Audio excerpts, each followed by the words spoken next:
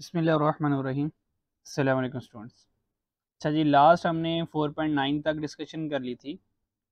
इस वीडियो में हम 4.10 से बस जितने भी क्वेश्चन होंगे इंशाल्लाह इस वीडियो में हम कंप्लीट कर लेंगे।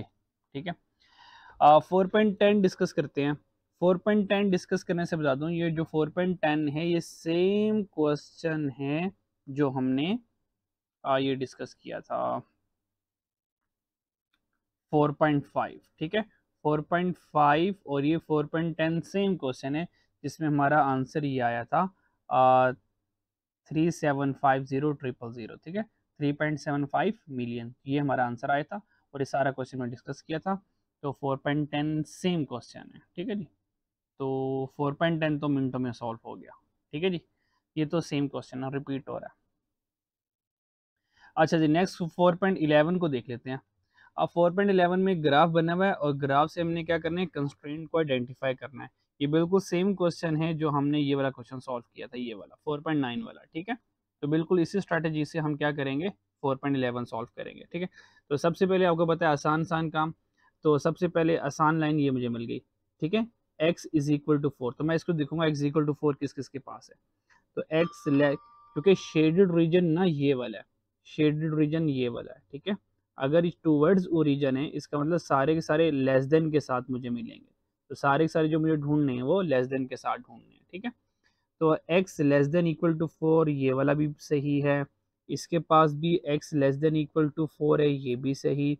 इसके पास भी लेस देन इक्वल टू 4, ये भी सही। इसका मतलब इसके ऊपर तो फैसला नहीं हुआ मेरा। अब क्या करूँगा, टू लाइन में से किसी एक लाइन के ऊपर फैसला कर लूँगा। या तो मैं ये वाली लाइन सेलेक्ट कर सकता हूँ 12 और 8 वाली, या तो मैं ये 15 और 9 वाली लाइन सेलेक्ट कर सकता हूँ। ठीक है, तो फिलहाल मैं इस वाली लाइन के ऊपर फैसला करने लगा हूँ, 12 और 8 के ऊपर। ठीक है, तो सबसे पहले मैं 12 के ऊपर फैसला करने लगा हूँ।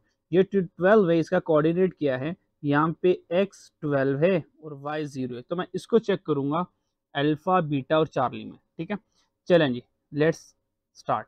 ठीक है, फर्स्ट वाली इक्वेशन को टेस्ट करते हैं जनाब। तो x 12 है, तो अगर इस x में 12 पुट करूं तो y 0 आएगा। अच्छा जी, इसको देखते हैं। कहता है y 0, अगर मैं यहाँ पे y में 0 पुट करूँ तो 4 0 0 हो गया, और 10 को 24 को 10 से डिवाइड करूँगा तो 2.4 आंसर आएगा। तो देखें x 2.4 नहीं है, इसका मतलब ये तो गलत हो गया, ये तो गलत हो गया, ये तो गेम से आउट हो गया। ठीक है, इसको चेक करते हैं। 2x 3y, तो y में 0 पुट करना है। तो अगर मैं यहाँ पे y में 0 पुट करूँ सारा 0 हो जाएगा, और 2 24 से जब डिवाइड होगा तो 24 डिवाइड बाई 2, तो आंसर देखें x 12 आ गया। तो देखें बिल्कुल x 12 आ गया। इसका मतलब y 0 है और यहाँ पे x कितना है, 12 है। तो ये 0 12, इसका मतलब ये कोऑर्डिनेट मिल रहा है। ठीक है, इसका इधर चेक करते हैं। अगर y को 0 पुट करूँ, अगर y को 0 पुट करूँ तो देखें 224 से, सॉरी 224 से 24 डिवाइड बाई 2 किया तो देखिए यहाँ पे भी 12 आ रहा था। इसका मतलब ये भी y 0 है और x 12 है। इसका मतलब b भी सही है और c भी सही है।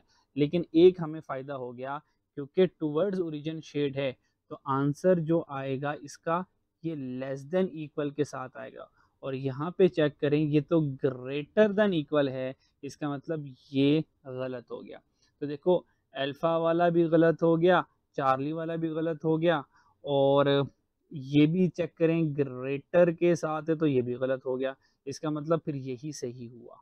अगर ये भी सही है तो उसका मतलब ऑब्वियस बात है बाकी लाइन को मुझे इसको चेक करने की ज़रूरत नहीं है, तो ये भी सही होगा। तो इस तरीके से हम बीटा ऑप्शन को मान लेंगे कि सही ऑप्शन है। ठीक है, तो सारी ऑप्शन को ज़रूरी नहीं है कि आप टेस्ट करें, मेन मेन को टेस्ट करके फैसला ईजिली कर सकते हैं। 4.12 में देखते हैं। A company owns a machine which run 208 hour a month। ठीक है, एक कंपनी ने एक मशीन खरीदी जो कि एक महीने में मैक्सिमम 208 घंटे चलती है। The machine is use to make two parts X and Y. तो मशीन जो है वो पार्ट एक्स बना रही है और पार्ट वाई बना रही है। ठीक है, each part X take 1 hour of machine time, ये 1 घंटा ले रही है। ठीक है, और each पार्ट y बनाने के लिए 2 ओवर चाहिए, यानी कि 2y चाहिए, और ये लेस देन इक्वल टू जो हमारे पास मशीन टाइम होगा वो मैक्सिमम कितना था 208, तो ये लेस देन इक्वल टू 208, तो ये कुछ कंस्ट्रेंट बनने वाली है मेरे पास फिलहाल सिंगल कंस्ट्रेंट। ठीक है, if x represent number of part x made in month, कहता है x वो हैं जो एक महीने में x के पार्ट बनेंगे और y वो हैं जो y से पार्ट बनेंगे। ठीक है, which are the following statement, यानी कि फिलहाल इस वाली लाइन का हमारे सवाल से कोई ताल्लुक खास नहीं है क्योंकि डाटा नहीं है ना, एक्स और वाई उसने ब्लैंक रखे हैं। Which are the following statement inequality is correct, बताएं कौन से स्टेटमेंट करेक्ट है। तो नंबर 1 बीटा चेक करते हैं जो हमारा बना था, X plus 2y less than equal to 208, तो देखें x प्लस 2y यहाँ पे लेस देन है, पर देखें यहाँ पे इक्वल मिस है, चेक करें ये इक्वल मिस है, क्योंकि यहाँ पे इक्वल नहीं है तो दैट्स वाई वो कह रहा है 208 घंटे से कम कम काम करेंगे, हालांकि वो खुद कह रहा है कि 208 घंटे तक काम कर सकते हैं, इसका मतलब इक्वल का साइन आएगा, दैट्स वाई बीटा करेक्ट नहीं होगा। ठीक है, y less than equal to 208 नहीं है, x plus 2y less than equal to 208 है, दैट्स वाई चार्ली भी गलत हो गया, तो फिर बच कौन सा गया अल्फा, तो that's why alpha is the correct. तो पढ़ लेते हैं, the company could make any quantity of x, कहता है एक्स और वाई की हम कोई भी क्वांटिटी बना सकते हैं, लेकिन याद रखना एक महीने में टोटल मशीन आवर एक महीने में आप 208 से ज्यादा इस्तेमाल नहीं कर सकते। ठीक है, अच्छा जी नेक्स्ट क्वेश्चन देखते हैं जनाब।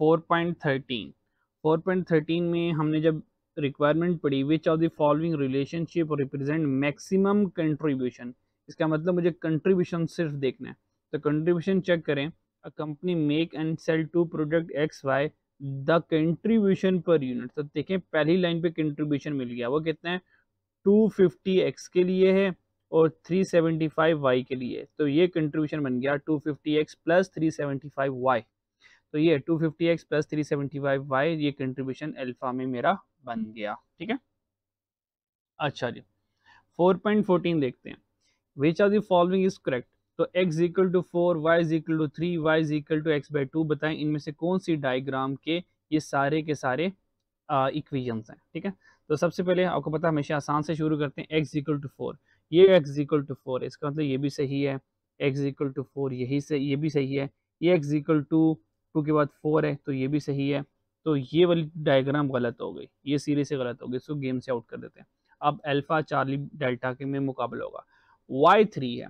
ठीक है, तो y3 2 3 4 इसका मतलब ये भी सही है, 2 3 4 इसका मतलब ये भी सही है, और y में 2 3 4 इसका मतलब ये भी सही, इसका मतलब y ने कोई खास किरदार अदा नहीं किया। ठीक है, अब सबसे बड़ी बात ये y is equal to X by 2, इसको सॉल्व करने के बड़े तरीके हैं लेकिन मैं सिंपल सा भी आपको बताऊंगा।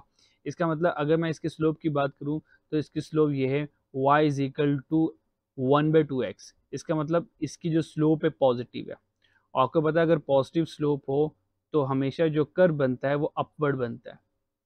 क्लियर, क्योंकि स्लोप पॉजिटिव है तो ये देखिए डाउनवर्ड स्लोप, ये this is the downward slope, ये दिस इज द हाईलाइट कर देता हूँ, this is the downward slope, ये डाउनवर्ड स्लोप है। ठीक है, और ये भी देखें डाउनवर्ड स्लोप है, तो ये दोनों गलत है। ठीक है, तो ये अपवर्ड स्लोप है। ठीक है, ये अपवर्ड स्लोप है, इसका मतलब ये वाले भाई साहब भी गलत, ये भी गलत, तो कौन सा बच गया अल्फा। देखिए हमने कोई कैलकुलेशन नहीं की, सिर्फ दिमाग इस्तेमाल किया और लॉजिकली आंसर तक पहुंच गया। And the last one is 4.15 and very easy question. ठीक है, रिक्वायरमेंट ये है कि ये identify the objective function, objective function को आइडेंटिफाई करो और कंस्ट्रेंट बता दो। ठीक है, तो देखें ऑलरेडी हमारे पास ऑब्जेक्टिव फंक्शन और कंस्ट्रेंट बना है, द कंट्रीब्यूशन ऑब्जेक्टिव फंक्शन कितना हो गया 12,000 एक्स प्लस 15,000 वाई, लो जी कंट्रीब्यूशन तो बन गया, ऑब्जेक्टिव फंक्शन तो यही बन गया, और कंस्ट्रेंट चाहिए, लो जी टेबल फॉर्म में हमेशा कंस्ट्रेंट्स होती है, ये क्या बन गया 6x plus 5y less than equal to this, फिर 8x plus 15y less than equal to 21, फिर 5x plus 8y less than equal to 14,000, और चेक करें ये सब कुछ इस अल्फा में पड़ा हुआ। ठीक है, तो इस तरीके से हमने क्या किया, इजीली ऑब्जेक्टिव फंक्शन भी बना लिया और कंस्ट्रेंट्स भी बना लिए। ठीक है जी, तो अच्छा यहाँ पे इनका कोई काम नहीं है, ये कॉर्नर पॉइंट्स की बात कर रहा है, पर उसने सिर्फ कंस्ट्रेंट और ऑब्जेक्टिव फंक्शन पूछा था, तो दैट्स वाई इस केस में इनकी कोई ज़रूरत नहीं है हमें, ठीक है जी। तो यहाँ पे linear programming I think so ख़त्म हो गया। तो it's the last question of the linear programming 4.15। ठीक है, तो लीनियर प्रोग्रामिंग मेरी तरफ से सारा कंप्लीट हो गया। इसको अच्छे से रिवाइज कीजिएगा। अब इंशाल्लाह ताला कोई नेक्स्ट चैप्टर हम डिस्कस करेंगे एग्जाम इंपॉर्टेंट क्वेश्चंस का।